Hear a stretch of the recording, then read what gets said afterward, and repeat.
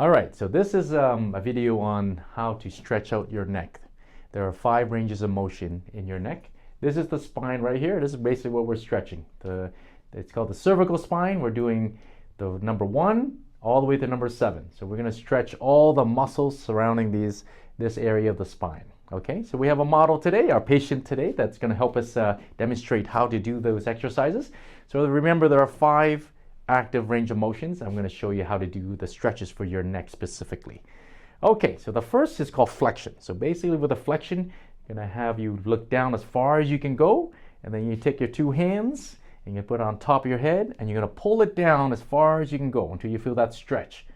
So when you do this, you're going to feel the pulling all the way from the scalp here, from the back of your skull, all the way down to your shoulder blades. So you're going to feel a nice stretch there. Okay, that's number 1. I would hold it for like about 10 to 15 seconds. Okay, and then when you go back to the neutral position, you're looking straight ahead. The second range of motion is called extension. So for this one, you look up to the ceiling as far as you can go, and you take your 2 thumbs, and you're going to put it underneath your chin, and you're going to push up as far as you can go. You should feel the stretch in the front of the neck, right along here. That's the anterior scalenes and all the muscles in the front here.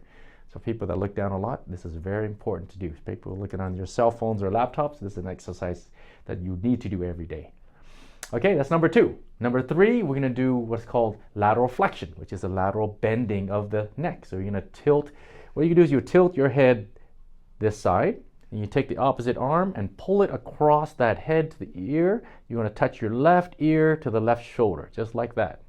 And what you do is you're going to feel all the stretching right about here. That's the scalene muscles, the traps, and even the SCM, a little bit rotation going on in there. So you're going to feel that stretch on the side. Okay, you hold that for again 10 to 15 seconds.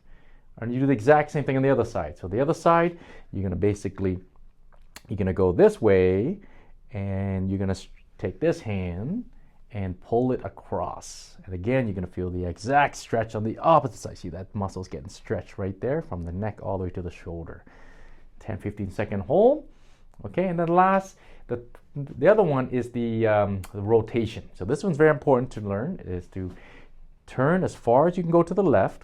And then this is the jaw joint where your ear is. So you basically take that left hand, and you want to make sure you don't go underneath the jaw. You're going to wreck that jaw joint if you do that. So you want to put it across the jaw joint and push that as far as you can go until you feel that full stretch, until you get to the end of the range of motion. You feel the stretching going on right there.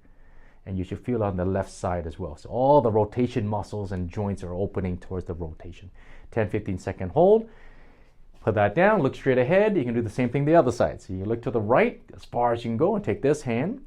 Make sure you cross the jaw joint and push that as far as you can go. And you feel all the stretches right there and also on the other side. Okay?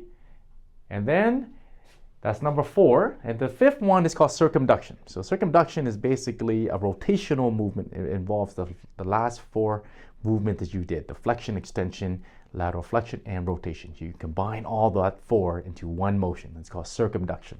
So she's going to demonstrate here. So you're going to look down, and then you're going to rotate, lateral bend, rotation, and extension, and go all around.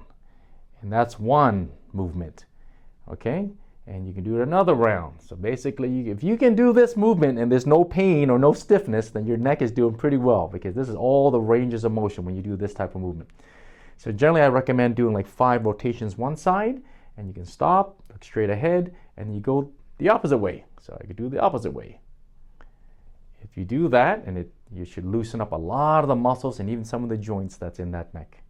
And that will get all the movements of your neck that's designed to move in all the directions that it's supposed to have.